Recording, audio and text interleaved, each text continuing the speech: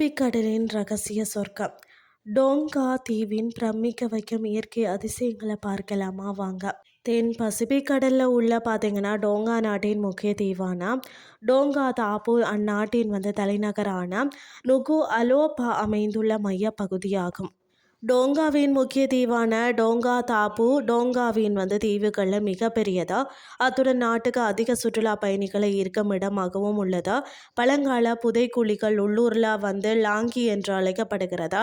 பிரமிக்க வைக்கும் கடலோர காட்சிகள் மற்றது வெப்பமண்டல பழங்களை விற்பனை செய்யும் சந்தைகள் நிறைந்த இடமாகும். இங்குள்ள அழகிய கடற்கரைகளில் பார்த்தீங்கன்னா ஸ்னோர் கெல்லிங் செய்யலாம். பண்டைய மன்னர்களின் கல்லறைகளை பார்க்கலாம். இந்த தீவு பசிபிக் பெருங்கடலின் மிக முக்கியமான தொல்பொருள் தலங்களில் ஒன்றாகும். இது இயற்கை அதிசயங்கள் மற்ற கலாச்சார வரலாற்று இடங்களுக்கு பெயர் பெற்றதா. டோங்கா தாப்புவில் பார்க்க வேண்டிய சில முக்கியமான இடங்கள் பார்த்தீங்கன்னா ஃபஸ்ட்டு பார்த்தீங்கன்னா மாப்புவா வேயா, அதாவது ஹீமா கிராமத்துக்கு அருகில் கரையோரம் அமைந்துள்ள ஒரு இயற்கை அதிசயம். கடல் அலைகள் பாறைகளுக்கு இடையே இருக்கக்கூடிய துவாரங்கள் வழியாக பாயும் பொழுதோ நீர் ஊற்று போல 30 மீட்டர் உயரம் வரை பீச்சி அடிப்பது கண்கொள்ளா காட்சியாக இருக்கிறதா. அடுத்தது பார்த்தீங்கன்னா அனகீலு குகை. இது ஒரு நிலத்தடி சுண்ணாம்புக்கல் குகை. உள்ளே அழகான பார்த்தீங்கன்னு சொன்னால் ஸ்டாலக்டைட்டுகள் மற்றது ஸ்டாலக் மைட்டுகள் இருப்பதுடன் உள்ளே தெளிவான நன்னீர் குளத்தில் நீந்தவும் செய்யலாமாம். அருகே பார்த்தீங்கன்னா அனாகீலு கடற்கரையும் இருக்கிறதா.